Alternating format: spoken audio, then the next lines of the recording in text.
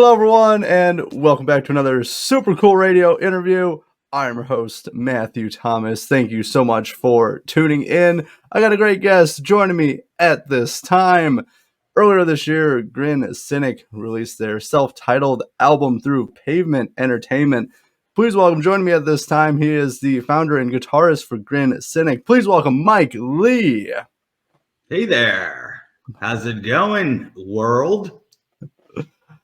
Doing good. Awesome to have you on the podcast. I know we got quite a bit to discuss with Grin Cynic and so much more as well. So we'll be diving a lot into during this interview. Sounds like a plan. So before we do that, a non-Grin Cynic question to kick off this interview. This is a question I've been asking my guests this season. So if you could have dinner with any two musicians, living or deceased, who would they be? Oh, well, that would definitely be John Lennon and Jimmy Page. Nice. I like both of those. That's two solid answers. Yeah, really quick too. It didn't take me any time to think about that one. Some people get stumped on that one. It takes a while. I like it. Right to it. Yep. All right. So now with that out of the way, diving into Grin Cynic.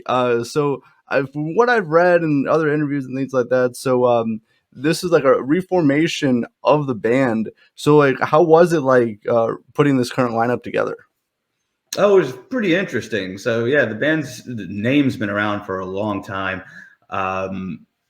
We went through a few different revisions of the lineup over the last 4 or 5 years, and finally wound up with this one, which is the chemistry is just perfect together. The singer and I, we've been writing together for the last it's probably about 4 or 5 years now, and really wanted him to front the band 4 or 5 years ago, and he was in another project, and I was twisting his arm, and he was actually twisting my arm to be in his project to do some work with him. And I'm like, well, look, I got some songs here we need to get going, and a lot of things I want to do on my end. And then, sooner or later, the stars were all aligned together, and he was ready, we were ready, and now we're diving deep to it, which is really cool. And drummer and the other guitar player, we've been together for years, and we all come from, we're all cut from the same mold, it seems. It's like long lost brothers, family members, and it's just a really good brotherhood together, both in the studio and on the road together. When you're on the road, you have to kind of get along, right? It's you're at least a little bit. At least a little bit. You're in close quarters. You're with each other 24 hours a day, 7 days a week. So it's like, we need to make this work, brothers. So it's really cool, man. It's really cool to have these guys and this version of Grin Cynic.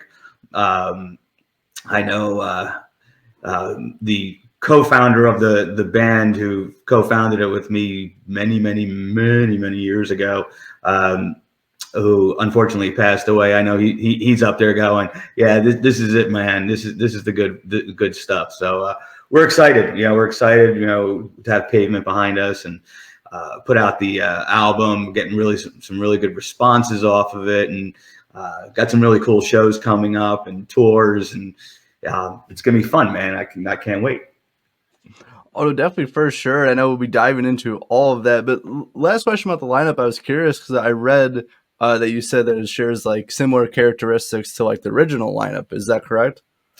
Yeah, so from more from like a, how do you call it? More from like a, just a chemistry perspective.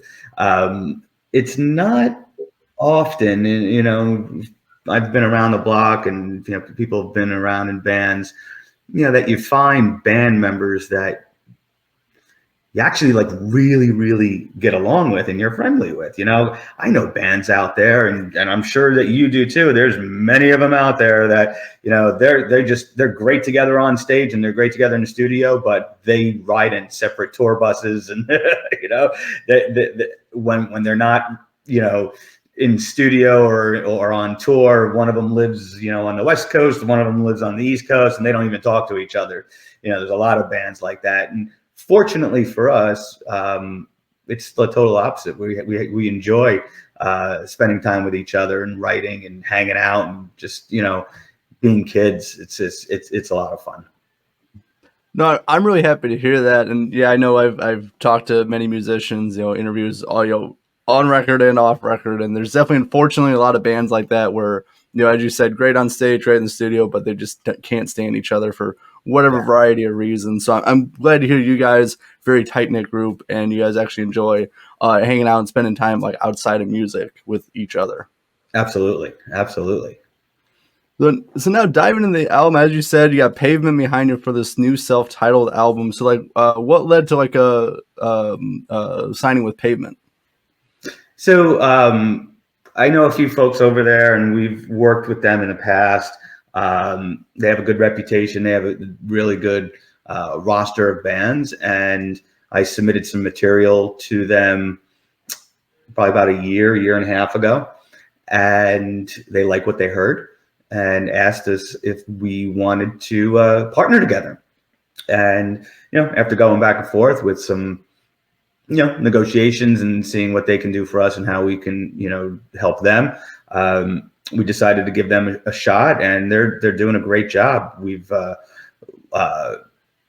distributed the album through Sony Orchard, which is a great name to have in back of you to really push singles.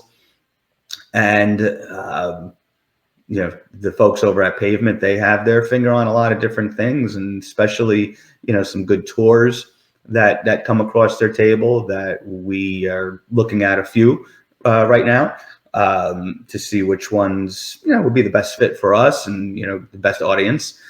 And yeah, it's just, they're just really, one of the VPs is a musician. He's in a band, so he gets it, right? He understands it. So it's not all business, right?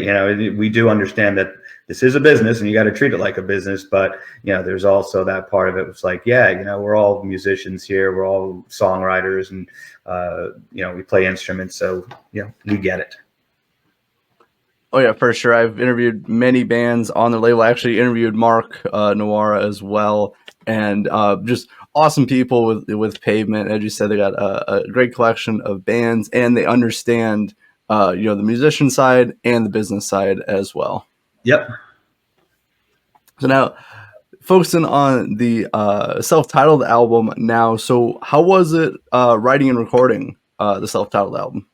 Ooh. So it was very interesting writing this album. So, as I said earlier, I mentioned that the co-founder of the band, Mark, who co-founded it with me back in the late 90s, he passed away about 3-4 years ago, and he left me like a book of poems that he wrote.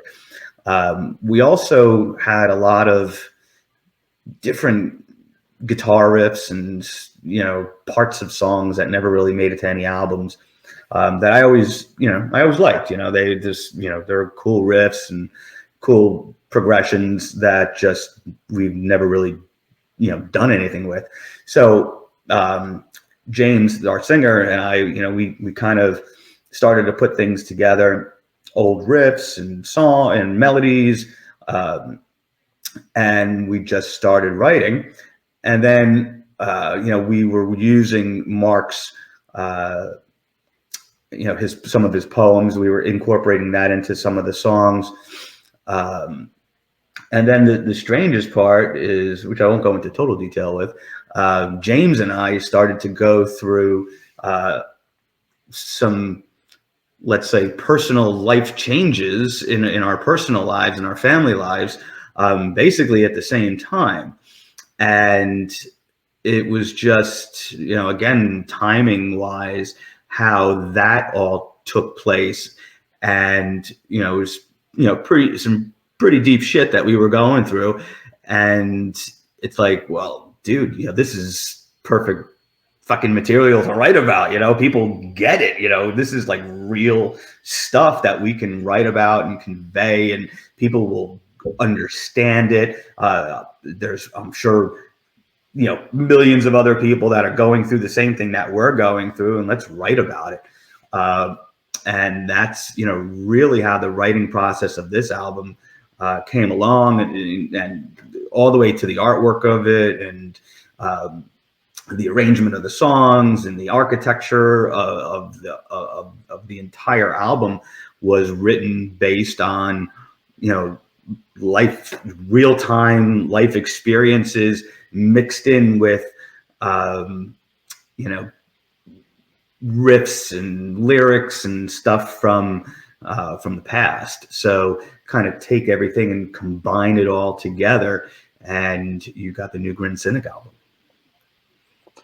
Oh, right on. And I obviously I've listened to the album, and definitely kind of pick up on some of those themes and stuff that you guys were going through. It is very relatable to many people as well. And I'm curious, without you don't have to go into too many details. I'm just curious. So without in the book of poems and going through the life experiences you and James did, do you think the album would have turned out differently? I think so. Absolutely. It's, when, how do you explain it? When you're going through these types of life experiences and relationships, and, with different things that are going on, it has this real authenticity to it, right? So it's very authentic and it's real. It's not, fictional stories that we're writing. And I have in the past, and so has James. And, there's a couple of things, on the album that, hey, we needed some filler material for a verse or something like that. So let's add, this into it. But for the main part of it, it is real material. And I think that if we didn't have these life experiences to go through, I think we could have, absolutely picked out some of, stuff that, we either went through in the past, or things that are just going on, in life in general. There's a song on the album called All for Nothing that I wrote in 2020, 2021. And that's about, sitting at home during COVID, and, just, people that didn't want to leave their house, and people didn't want to go to concerts, and everything was shut down. If you really listen to the lyrics of that, it doesn't really mention anything about staying at home or being, having to do with COVID. But if you really listen to the lyrics and you put two and two together, okay, now I get it. Okay, here we are going overboard. Yeah, you definitely are going overboard with this whole freaking thing. Oh no, definitely. There's as I said, a lot of relatable themes with the stuff, and things like you don't have to directly say, but if people listen to it, they can definitely pick up on it as well. So I'm for everyone out there watching and listening. So if they've not checked out the self-titled album, what can they expect musically and lyrically? What can you expect musically and lyrically? Well, so my writing style is a lot different, I would think, from a lot of the bands out there today. I take more of a rock blues approach towards writing. And then we kind of mix that in with Sean, the other guitar player, who comes from a pretty hardcore metal background. And I got to tone him down at times, and it's good because he puts in a lot of energy, and he plays a 7-string guitar, and he tunes low, and he has a really thick sound. And when you take that and you blend it in with my, let's call it 70s, Jimmy Page, Hendrix type of tone and playing, you get this pretty unique blend of tone of guitars. And then Rafi on the drums, he's from Venezuela, and he comes in, with this real hard hitting, types of beats that are not your typical 4 on the floor. They're more or less, they're busy at times, yet he still maintains the meat and potatoes of the song. And then, from a vocal perspective, James just kills it, man. He has a very unique voice. He's a pro. He knows, when to hit him high, hit him low. And then, I also do a lot of harmonies with James. So there's a lot of harmonies on the record. And we try to do everything live, like it is on the album. No tracks. We're authentic musicians. We don't use any tracks live. We really sing. And this, it's a lot different. People say, if I meet him at a grocery store or a bar or club, what type of music is it? And it's like, well, it's like hard rock, but yet not hard rock. So like if you took like Beatles harmonies and mix them in with a little Led Zeppelin music and some Alice in Chains and, maybe a little bit of, Tool and Incubus, and then you throw in like some, Metallica in there, throw everything into a blender and hit blend, then you get some Grin Cynic music out of that. So it's very melodic. And we just like to write good songs and that people can relate to. Definitely, for sure. And that's kind of what I was going to say too, listening to the album, I couldn't really pinpoint how would I describe this band to people, because you guys have a lot of different, a lot of different influence, a lot of different styles of music, but it all comes together so well that it creates a unique sound for the band. Yeah, I know. And I actually, funny story real quick. So we recorded the whole album, we recorded the whole album, and then I went and I got a new amp. So I'm a big gear head. So if anyone wants to talk about gear out there, you know where to find me. I love talking about gear. And I found this new head. It's not a new head, but I found a different head that I really enjoyed playing through. And I'm like, wow, this is sounding really good. And I then blended it with another head that I have. And my live setup is it's crazy. Some sound guys love me. Some sound guys hate me because, dude, you're playing in front of, it's a 500 or 700 person club. You don't need this rig for Madison Square Garden here. I'm like, well, that's my sound, So I'm playing with this new. It's a Marshall head. It's a SLP 1950 900-watt lead series. And it's basically the same amp that Jimi Hendrix and Clapton and Page and everyone back in the day used. And the reason they use these amps is not just because of the tone, but it's also very loud. And back then in the early 70s and 60s, the PA systems weren't the greatest, right? So you needed really loud guitar amps because they couldn't really mic them. Anyway, point of my whole story is I'm playing through these amps live, and I'm like, this is just sounding great. And on the record, I used a variety of different amps. I'm like, you know what? I need to recut all the guitars with this new amp.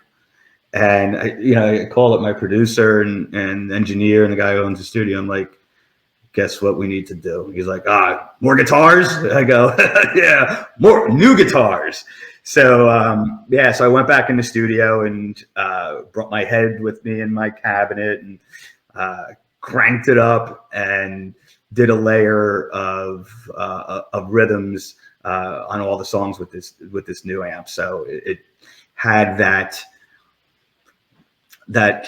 different crunch to it. And the reason I say this is my sound is more delicate than Sean's sound. Sean really has a nice heavy Mesa Boogie, diesel type of, sound to it. And he's playing more of the heavy rhythms, whereas I'm playing, kind of the same stuff that he's playing, but I'm playing more notes. So you could actually hear different notes and little things here and there that I throw in and little leads that I throw in. And with this Marshall amp and my Vox and my other things, that I have, it's not so distorted to where, you can actually pick out all the notes that I'm playing. So it's a great blend of sound that we have. And I thank all of our, producers and engineers for everyone's patience in doing this, and Sean for, really,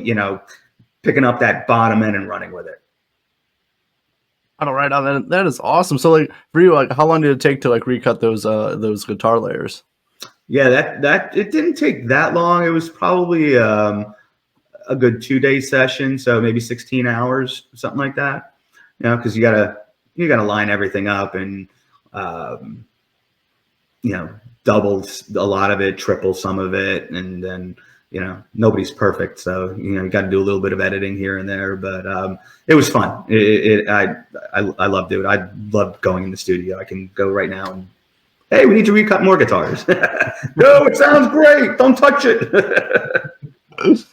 Well, it's right on. And so I'm curious, like, so for like in the studio, do you use like the same like amp and guitars and stuff like that, like compared to like a live show? We actually try to, yeah. So my studio setup, aside from like a couple of just rhythm tracks that we had in there, is my live setup. Is Sean uses his live setup. Sean uses amp modelers to for his live setup. He uses a Fractal. Bass. We recorded bass live, with a real head, and what the other Sean uses live. We try to recreate the sound that we have on the album live, because I think it's a really different and unique sound. There'll be a little bit of changes here and there, depends on the sound guy, right? But yeah, we try to stay within that so they can really recognize all the different tones and layers and tracks. If you put headphones on and listen to our CD and just really zone out to it, you'll hear just a lot of different things going on underneath, passing through, and just some really cool stuff, like that, like Tool does, and Pink Floyd and Led Zeppelin. It's like if you're not literally paying attention to it, you won't hear it. I love doing that stuff and putting those things in, like little subliminal type of things. So it was fun. I love recording. Oh, right on for sure. And really gotta have the active listening to really pay attention to all the little details you guys threw in. I picked up on some of it. I don't know if I caught all of them, but definitely picked up on some of that stuff as well. Awesome. But now, before we close this out, so I know you mentioned earlier you guys got some great live shows coming up. So, like, where can people see it? What can they expect? All of that. Sure. So we are playing in Fort Lauderdale at a really interesting place called Crazy Uncle Mike's. It is crazy, and it is owned by a guy named Uncle Mike.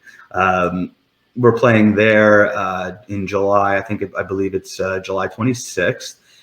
And then, and I think the announcement is going out today, but I'll announce it anyway.